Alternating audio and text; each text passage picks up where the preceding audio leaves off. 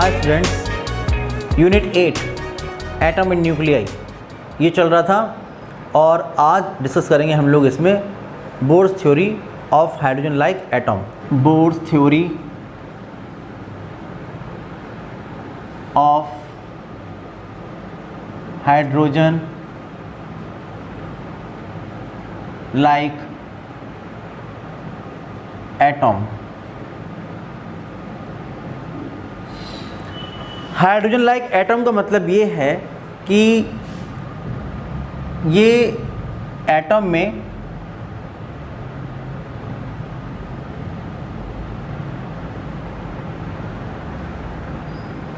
ये एक बहुत ही स्मॉल पॉजिटिव न्यूक्लियस है इसका और इसके चारों तरफ एक स्टेबल ऑर्बिट में एक इलेक्ट्रॉन रिवॉल्व कर रहा है ये। ओके, तो ये होगा हाइड्रोजन लाइक एटम। अगर एटॉमिक नंबर Z है, जो चार्ज होगा न्यूक्लियस का ये होता है +Z × E। आप जानते हैं कि हाइड्रोजन के लिए Z की वैल्यू 1 होती है। ये इस ऑर्बिट की रेडियस है। आप जानते हैं कि इलेक्ट्रॉन का चार्ज होता है -e, सपोज इसका मास है m, और ये वेलोसिटी v से इस ऑर्बिट में रिवॉल्व कर रहा है। हमारा एम ये है कि हम लोग इसकी रेडियस निकालें और इसकी वेलोसिटी निकालें, इसकी काइनेटिक एनर्जी, इसकी पोटेंशियल एनर्जी, इसकी टोटल एनर्जी निकालें और ये देखें कि अगर फर्स्ट ऑर्बिट की बात करें तो ये वैल्यूज़ क्या होंगी, सेकंड ऑर्बिट के लिए कितनी होंगी, थर्ड ऑर्बिट के लिए कितनी होंगी। तो इन सब की बातें हम लोग करने वाले हैं। सबसे पहले हम लोग बात करेंगे रेडियस ऑफ द ऑर्बिट की। तो किस तरह से निकालेंगे रेडियस ऑफ द ऑर्बिट, तो आप देखिए कि रेडियस ऑफ द ऑर्बिट निकालने की हम बात कर रहे हैं।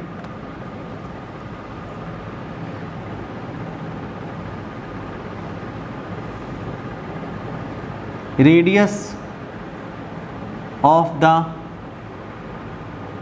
Orbit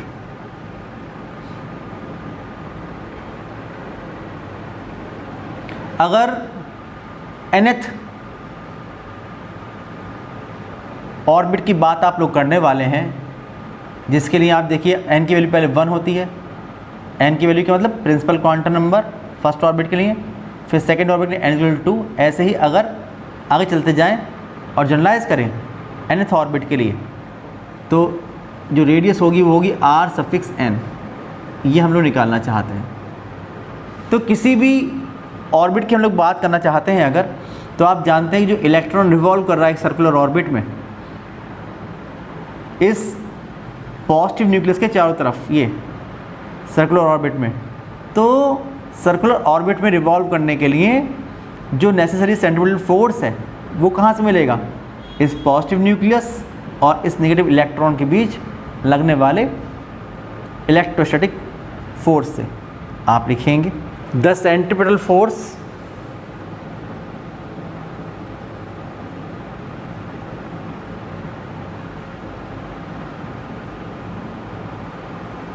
for the circular motion of electron will be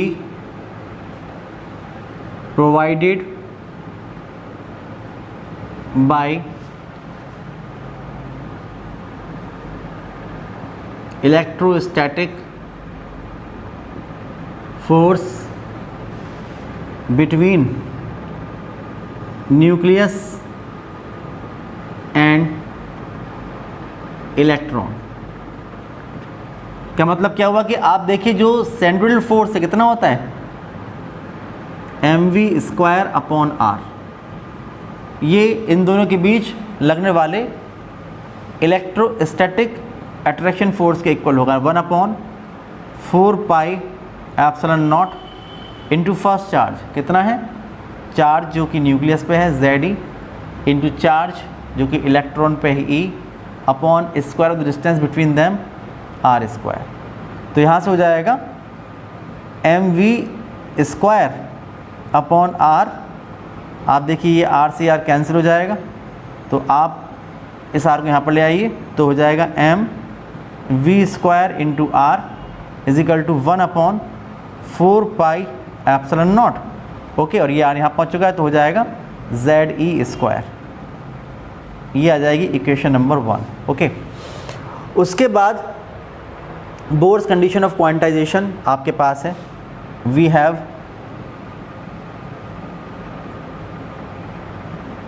bourse condition of quantization for stable orbits. क्या है वो कि जो एंगुलर मोमेंटम है, इसका मतलब mvr, ये h/2π का इंटीग्रल मल्टीपल होता है, ये है। ठीक है भाई, इसका स्क्वायर कर दीजिए,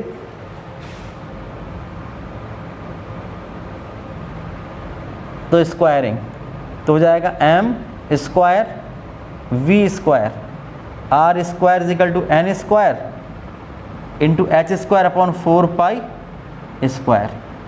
इक्वेशन नंबर 3, ये इक्वेशन निकल के आ जाती है। डिवाइड कर दीजिए 3 को 1 से, on dividing 3/1 we gate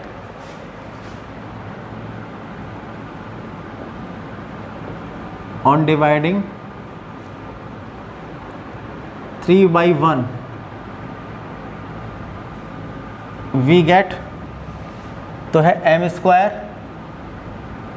into v² into r² upon m v² into r।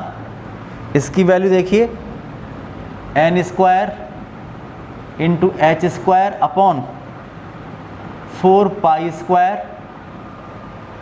और डिवाइड बाई दिस, तो हो जाएगा 4πε0 divide by z into e²। ये हो जाएगा। तो आप देखिए एक m से एक m कैंसिल हो जाएगा, v² से v² कैंसिल हो जाएगा, r से r कैंसिल हो जाएगा, 4π से 4π कैंसिल हो जाएगा। ठीक है, ये हो जाएगा। और अब हमारे पास जो बचेगा वो बचेगा m into r is equal to n² upon z h² ε0 upon πe²। यहाँ से आप रेडियस निकालेंगे तो हो जाएगा r is equal to n² upon z h² ε0 upon pi into m into e²। ये फॉर्मूला रेडियस का हमारे पास आता है। या आप जनरलाइज कर दीजिए कि अगर हम बात करें nth ऑर्बिट की, तो आप लिखेंगे हैंस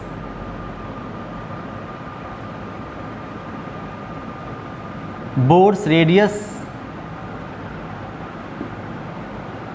ऑफ nth ऑर्बिट, तो हो जाएगा r suffix n is equal to n² upon z h² ε0 upon pi m e²। ये रिलेशन निकल के हमारे पास आता है। बहुत ही इंपॉर्टेंट रिलेशन है प्रूव करने के लिए।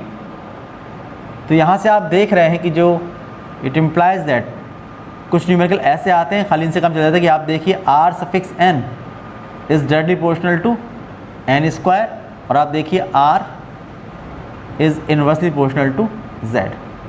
ये दो कंक्लूज़न साथ में निकल के और आ रहे हैं। अगर आप इनको ध्यान रखेंगे तो फिर आप लोग क्वेश्चन सॉल्व कर सकते हैं। आप देखिए कि अगर हम लोग हाइड्रोजन एटम के फर्स्ट बोर ऑर्बिट की बात करते हैं, तो आप क्या लिखेंगे कि उसके लिए आप जानते हैं हाइड्रोजन एटम के लिए Z की वैल्यू 1 होती है और फर्स्ट ऑर्बिट के लिए N की वैल्यू 1 होगी। तो आप लिखेंगे for first Bohr's orbit of hydrogen atom, तो इसके लिए N की वैल्यू 1 होगी और Z की वैल्यू 1 होगी। तो फ्रॉम A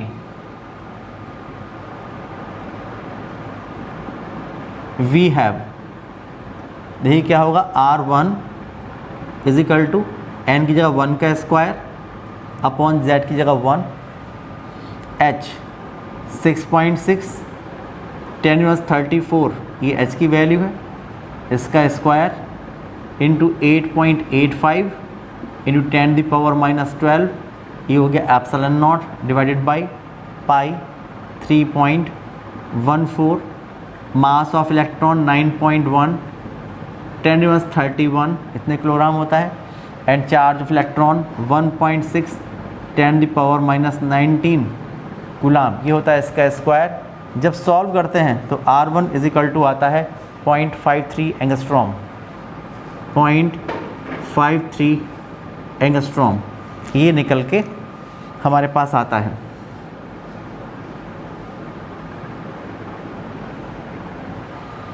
उसके अलावा अब आप देखिए कि आप देख रहे हैं कि but Rn is directly proportional to N square, आप लिखेंगे कि but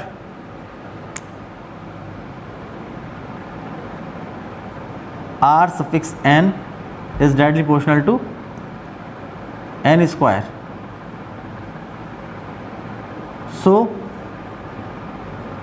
for second, third, fourth orbit of hydrogen atom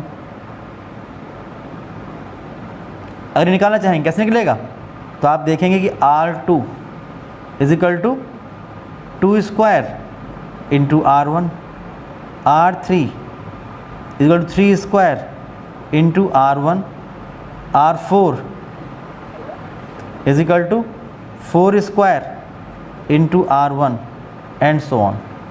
इस तरह अगर आप चाहें तो निकाल सकते हैं। आप पुट करेंगे तो हो जाएगा 4 इंटू 0.53 एंगस्ट्रॉम, यहाँ पर हो जाएगा 9 इंटू 0.53 एंगस्ट्रॉम, यहाँ हो जाएगा 16 इंटू 0.53 एंगस्ट्रॉम। इनको आप सॉल्व करके जो और ऑर्बिट्स हैं उसकी रेडियस आप लोग यहाँ से निकाल सकते हैं। अगर आप लोग इन जो रेडियस हैं अगर इनका रेशो निकालना चाहें तो हो जाएगा R1 ratio R2 ratio R3 and so on. तो ये हो जाएगा, देखिए 1 ratio 4 ratio 9 ratio 16 and so on, ये हो जाएगा।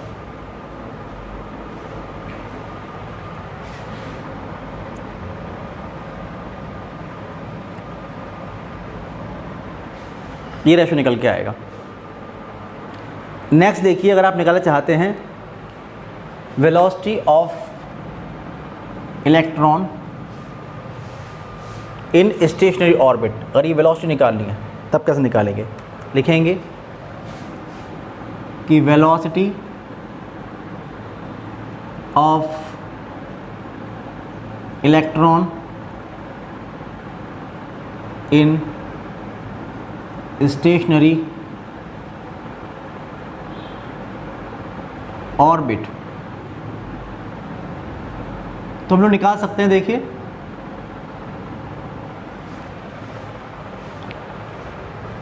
आप ये देखिए कि ये जो इक्वेशन नंबर 2 है, बोर्स कंडीशन ऑफ क्वांटाइजेशन, यहाँ पर है mvr is equal to NH/2π, यहाँ से v निकालिए। आप लिखेंगे फ्रॉम टू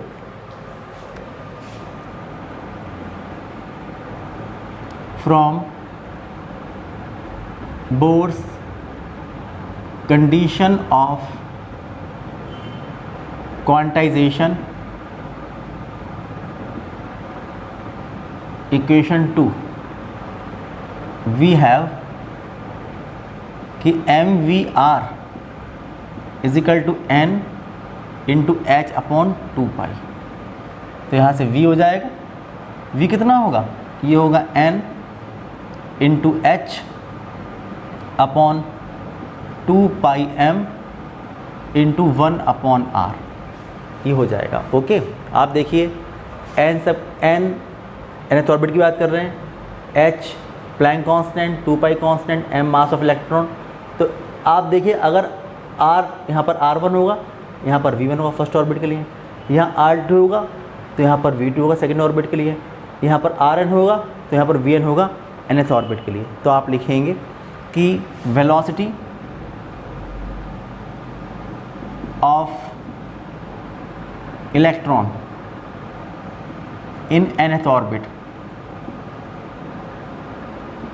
तो होगा v suffix n is equal to n h upon 2 pi m into 1 upon r suffix n। अब इसकी वैल्यू पुट कर दीजिए यहाँ से, putting value of rn from a, putting value of r suffix n from a, we get. तो आप लिखेंगे v suffix n is equal to n into h upon 2 pi m multiplied by, ये होगा, देखिए z upon n square multiplied by pi m E square upon h square into epsilon not, ये हो जाएगा। तो आप देखेंगे कि एक n से एक n कैंसिल हो जाएगा, यहाँ पर इस वाले पाई से ये वाला पाई कैंसिल हो जाएगा, इस m से ये m कैंसिल हो जाएगा, इस h से ये h की एक पावर कैंसिल हो जाएगी। तो आप देखेंगे कि यहाँ से v सफिक्स n ये जो बचेगा किस तरह से z और n पर डिपेंडेंस है, ये आप देखेंगे यहाँ पर z है और यहाँ पर ये n है, तो z upon n multiplied by, अब क्या बच रहा है देखिए यहाँ पर सिर्फ ई स्क्वायर अपॉन यहाँ पर ये 2h epsilon not, 2h epsilon not, ये निकल के आ रहा है v suffix n, equation number b, ये है। और यहाँ से आप देखें कि v suffix n is inversely proportional to n, जैसे जैसे n का नंबर बढ़ता जाएगा वेलोसिटी कम होती जाएगी, एक बात तो सामने आती है, और दूसरी बात v is directly proportional to z, ये दूसरा कंक्लूज़न यहाँ से निकल कर आता है। अगर हम बात करें कि फर्स्ट बोर ऑर्बिट में हाइड्रोजन एटॉम की फर्स्ट बोर ऑर्बिट में वेलोसिटी क्या है, तो आप निकाल सकते हैं, जैसे आपने यहाँ पर निकाला था वैसे लिखेंगे for first Bohr's orbit of hydrogen atom. आप जानते हैं कि इसके लिए जो n की वैल्यू होगी 1 होगी और z तो 1 होता ही है हाइड्रोजन एटम के लिए, तो v1 हो जाएगा कितना, देखिए ये भी 1 और ये भी 1, तो जाएगा e square upon 2h epsilon naught, value put करेंगे तो होगा 1.6 × 10⁻19 इसका होल स्क्वायर अपॉन 2h की value 6.6 10⁻34 into epsilon not 8.85 into 10⁻12, ये हो जाएगा। तो जो v1 आएगा ये आएगा 2.19 इंटू 10⁵ मीटर पर सेकेंड, ये वेलोसिटी निकल के आती है फर्स्ट बोर ऑर्बिट में हाइड्रोजन एटॉम के लिए, ये निकल के आती है। यहाँ पर अगर आप देखें कि v1 अपॉन c, आप अगर इसको देखेंगे ना तो ये जो वैल्यू होती है ये वेलोसिटी अपॉन लाइट की 1/137 टाइम्स हुआ करती है। c की वैल्यू आप जानते हैं 3 × 10⁸ मीटर पर सेकेंड होती है। यहाँ पर जो V1/c यानी V1/c इसका मतलब E²/2h∪0c, ये एक प्योर नंबर होता है, ये एक कांस्टेंट होता है जिसको फाइन स्ट्रक्चर कांस्टेंट कहते हैं। आप लिखेंगे कि हेयर V1/c क्या मतलब हुआ, E²/2h∪0c = alpha is a pure number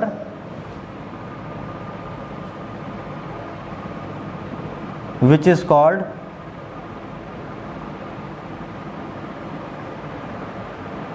fine structure constant।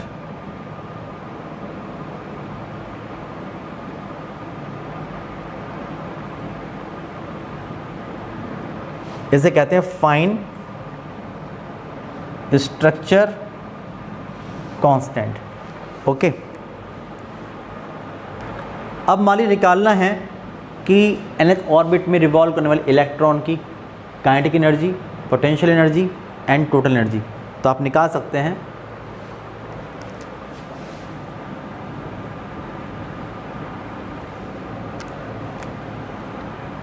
Kinetic energy, potential energy and total energy E of revolving electron in nth orbit.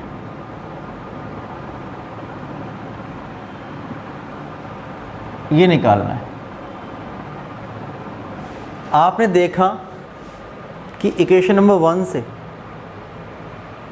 mv² r = 1/4πε0 ZE/r² निकल के आया था। एक r से एक r कैंसिल हो गया था, तो बचा था mv² = दिस। ठीक है, तो अगर आप यहाँ से निकालना चाहते हैं mv² तो कितना होगा, 1/4πε0 ZE²/r। तो आप लिखेंगे from equation 1 we have mv², from equation 1 we have mv² = 1/4πε0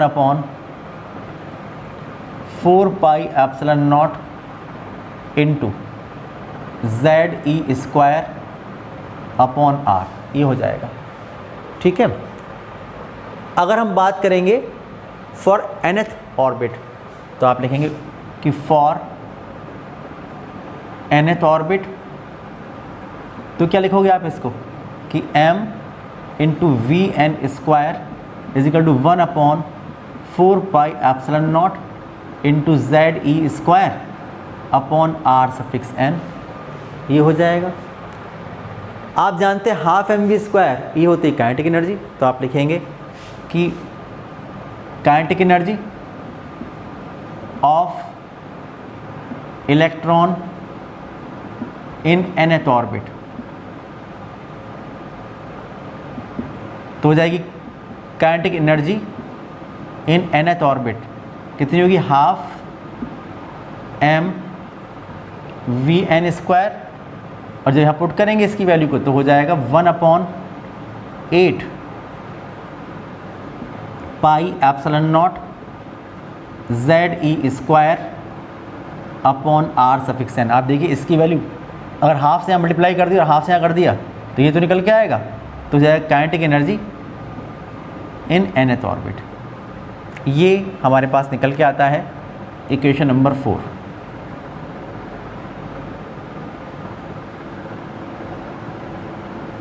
ये आता है।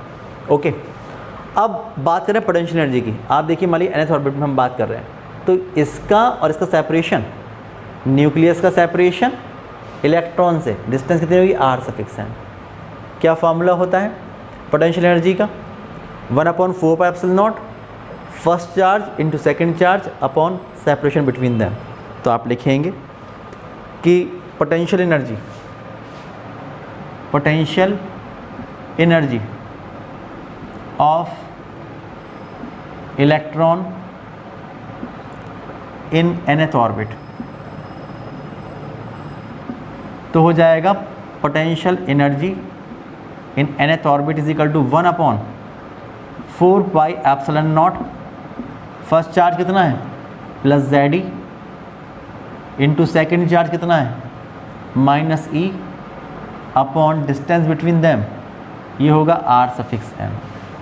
तो जब आप देखेंगे प्लस माइनस माइनस होता है तो potential energy in nth orbit ये होगा -1/4 pi epsilon naught into Z E square upon R suffix N, ये हो जाएगा। तो ये आ गई पोटेंशियल एनर्जी। ओके,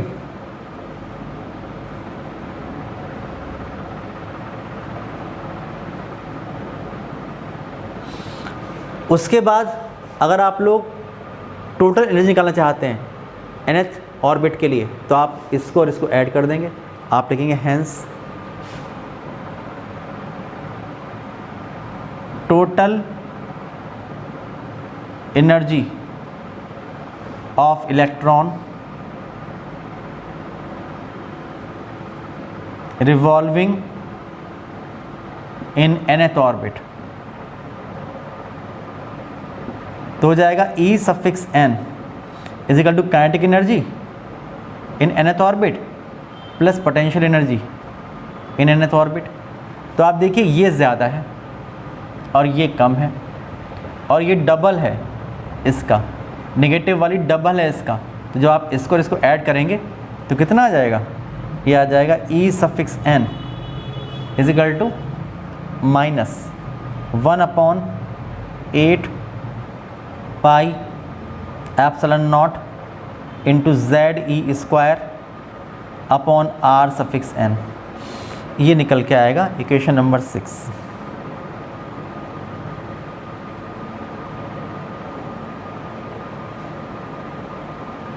ये आएगा इक्वेशन नंबर 6। आप देखिए कि यहाँ पर जो नेगेटिव एनर्जी है ये इस बात को रिप्रेजेंट कर रही है, जहाँ पर भी नेगेटिव एनर्जी होती है उसका रिप्रेजेंटेशन किस तरह से किया जाता है मैं आपको बता रहा हूँ। आपको याद होगा कि हम लोगों ने किसी भी प्लेनेट की देखी थी कि टोटल एनर्जी नेगेटिव होती है, किसी भी सैटेलाइट की टोटल एनर्जी होती है नेगेटिव होती है। वो इसलिए नेगेटिव हुआ करती थी कि उसका बाउंडेशन हुआ करता था प्लेनेट का सन से और सैटेलाइट का किसी प्लेनेट से, इसलिए उसकी फील्ड में उसकी जो एनर्जी थी वो आती थी नेगेटिव। अगर उतनी ही आप पॉजिटिव एनर्जी दे देते हैं, अगर हम उतनी पॉजिटिव एनर्जी प्रोवाइड कर दें उस प्लेनेट को या उस सैटेलाइट को, तो टोटल एनर्जी ज़ीरो हो जाया करती है। इसका मतलब ये हुआ कि तब वो प्लेनेट जो होगा या जो सैटेलाइट होगी वो फ्री हो जाएगी उस फील्ड से, उस ग्रेविटेशनल फील्ड से। बिल्कुल वही बात यहाँ पर है। आप देखिए कि अगर मैं इसको इतनी पॉजिटिव एनर्जी प्रोवाइड करा दूंगा तो टोटल एनर्जी जो होगी इलेक्ट्रॉन कितनी हो जाएगी, ज़ीरो। इसका मतलब ये हुआ कि उसकी काइनेटिक एनर्जी भी ज़ीरो हो जाएगी और पोटेंशियल भी ज़ीरो हो जाएगी, कि ये जो होगा ना, ये जो आर सफिक्स एन होगा ये हो जाएगा इनफाइनाइट, ये बहुत दूर चला जाएगा, इससे इसकी फील्ड से बाहर चला जाएगा। जब इसकी फील्ड से बाहर चला जाएगा तो इसकी काइनेटिक एनर्जी ज़ीरो हो जाएगी और पोटेंशियल एनर्जी ज़ीरो हो जाएगी, और ये जो इलेक्ट्रॉन है उसकी टोटल एनर्जी ज़ीरो हो जाएगी। तो ये इलेक्ट्रॉन जो होगा ये इस न्यूक्लियस की जो फील्ड है, जो इलेक्ट्रिक फील्ड है, उससे फ्री हो जाएगा और बाहर चला जाएगा। ठीक है ना। तो इसको फ्री करने के लिए जो भी एनर्जी चाहिए होती है वो इतनी ही पॉजिटिव होती है, और नेगेटिव एनर्जी जो है ये इस बात को रिप्रेजेंट करती है कि जो नेगेटिवली चार्ज इलेक्ट्रॉन है ये पॉजिटिवली चार्ज न्यूक्लियस की फील्ड से बॉन्ड है, इसका बाउंडेशन है, ये बाउंडेशन रिप्रेजेंट करता है। ओके, अब देखिए कि अगर मैं आर एन की वैल्यू पुट कर दूं इक्वेशन नंबर 4, 5 और 6 में, आर एन की वैल्यू ये है, अगर पुट कर दूंगा तो मुझे काइनेटिक एनर्जी, पोटेंशियल एनर्जी और टोटल एनर्जी मिल जाएगी। आप लिखेंगे कि पुटिंग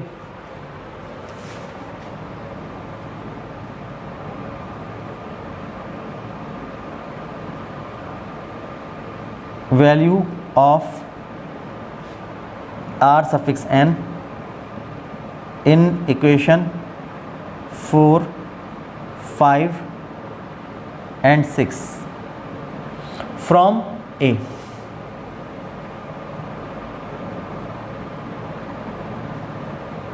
वी गेट, तो देखिए आर एन की वैल्यू आप पुट करके देखिए तो मिलेगी आप लोगों को कि kinetic energy in nth orbit is equal to 1/8 pi epsilon naught ZE square upon, अब जो लिखा है आर एन, ये है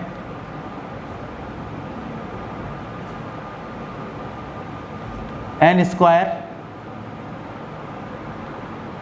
अपॉन जेड, यहाँ 1 लिख दीजिए, मल्टीप्लाइड बाई, ये ऊपर जाएगा पाई ME square upon H square epsilon not, ये आता है। ओके, तो आप देखेंगे कि यहाँ से ये हो जाएगा Z स्क्वायर और ये हो जाएगा N स्क्वायर। तो kinetic energy in nth orbit ये होगा Z square upon N square.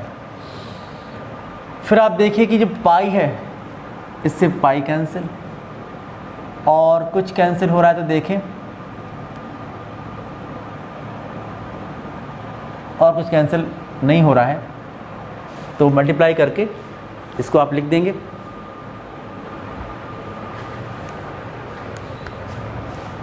e⁴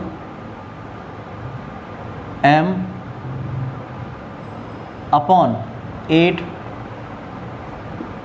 epsilon naught square into H square, ये निकल के आती है kinetic energy in nth orbit of hydrogen like atom.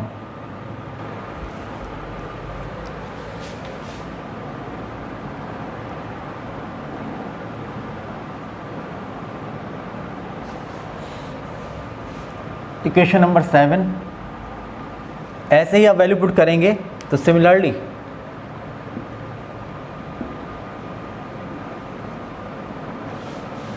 जो पोटेंशियल एनर्जी है nth ऑर्बिट में, पहली बात ये कि वो नेगेटिव होती है, Z square upon N square तो होगा ही, और आप देख रहे हैं कि पोटेंशियल एनर्जी जो है वो नेगेटिव है, लेकिन इसके मुकाबले काइनेटिक एनर्जी इसके मुकाबले डबल है, तो हो जाएगा यहाँ पर 4 हो जाएगा, तो e⁴ into m upon 4 epsilon naught square into H square, ये हो जाएगा।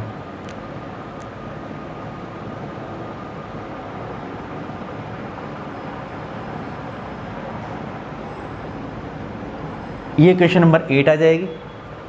और जो टोटल एनर्जी है वो आप देखिए काइनेटिक एनर्जी के इक्वल है, लेकिन नेगेटिव है, तो आप लिखेंगे and total energy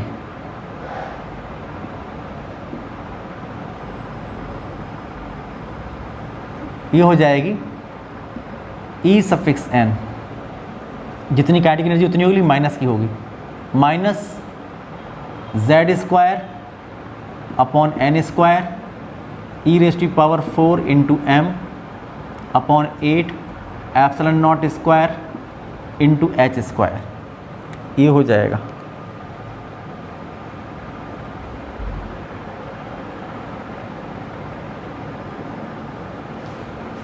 equation number 9 ये हो गई। ओके, अब अगर हम लोग देखें कि यहाँ पर जो ये कांस्टेंट है ना, ये e⁴ m upon 8 epsilon naught square into H square, ये कांस्टेंट RHc के इक्वल है। R रिडबर्ग कांस्टेंट है, या आप कह सकते हैं कि रिडबर्ग कांस्टेंट किसके इक्वल है, ये लिख लीजिए तो भी आप समझ जाएंगे। देखिए आप लिखेंगे कि बट रिडबर्ग कांस्टेंट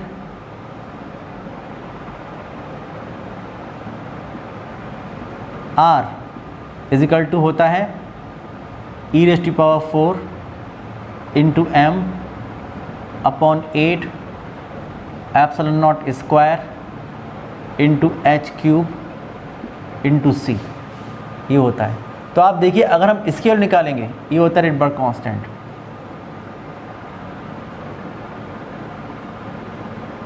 ये होता है। और अगर आप यहाँ से निकाल लें कि e⁴ m upon 8 epsilon naught square into h², तो RHc ये हो जाएगा। तो इससे पता लगता है हम लोगों को कि यहाँ से अगर आप देखें कि e⁴ into m upon 8 epsilon naught square into h², तो ये RHc इसके इक्वल होता है। तो using this values in 7, 8 and 9, using this value,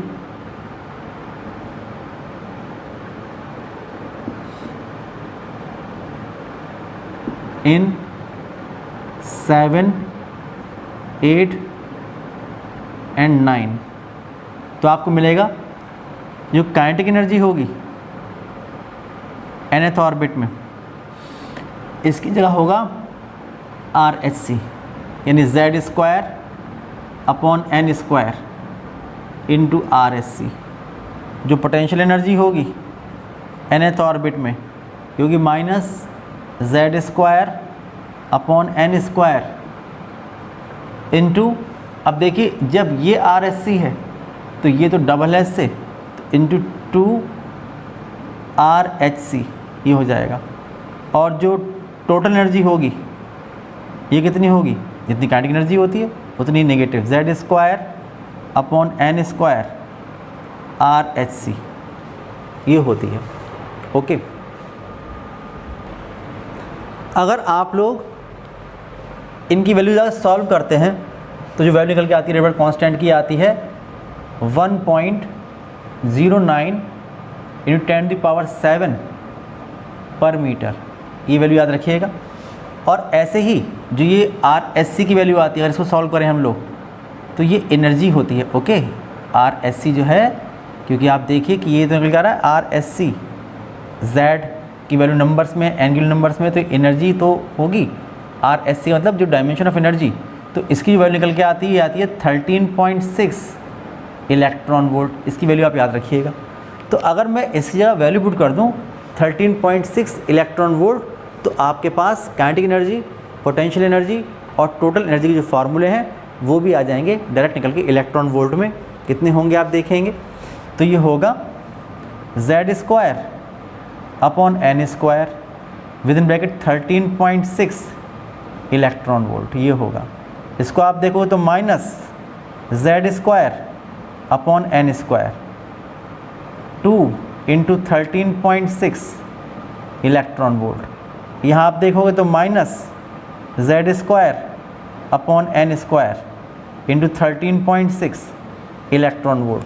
तो आप यहाँ से भी निकाल सकते हैं काइनेटिक एनर्जी,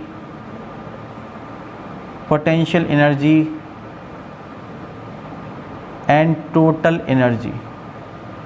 यहाँ से भी आप लोग इसको निकाल सकते हैं। एक और ख़ास बात मैं आपको बता दूं, यहाँ से नोट की फॉर्म में अगर आप चाहें तो आप लिख सकते हैं। पहली बात तो ये कि जो टोटल एनर्जी होती है, जितनी काइनेटिक एनर्जी होती है उतनी टोटल एनर्जी होती है, लेकिन क्या होता है कि जो काइनेटिक एनर्जी होती है वो टोटल एनर्जी के नेगेटिव के इक्वल होती है। कि जो काइनेटिक एनर्जी होती है वो टोटल एनर्जी के नेगेटिव इक्वल होती है, पहली बात।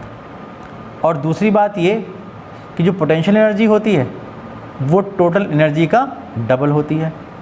जो पोटेंशियल एनर्जी होती है वो डबल होती है टोटल एनर्जी का। तो इस रिलेशन से भी बहुत सारे क्वेश्चन हमारे सॉल्व हो जाया करते हैं। अभी ये बचा है आर्टिकल, क्योंकि अभी हम लोगों ने उसकी बात नहीं की है कि अगर कहीं पर ट्रांजिशन होता है किसी भी इलेक्ट्रॉन का किसी भी एक एनर्जी लेवल से किसी दूसरे एनर्जी लेवल में, या तो लोअर एनर्जी स्टेट से हायर एनर्जी स्टेट में, या हायर एनर्जी स्टेट से लोअर एनर्जी स्टेट में। तो हम लोगों को जो स्पेक्ट्रम मिलता है वो स्पेक्ट्रम ब्लाइंड स्पेक्ट्रम होता है, क्योंकि आपको पता होगा कि जो बोर हैं उनकी हाइपोथेसिस से जो बोर मॉडल था उसमें लाइन स्पेक्ट्रम को भी एक्सप्लेन कर दिया गया है।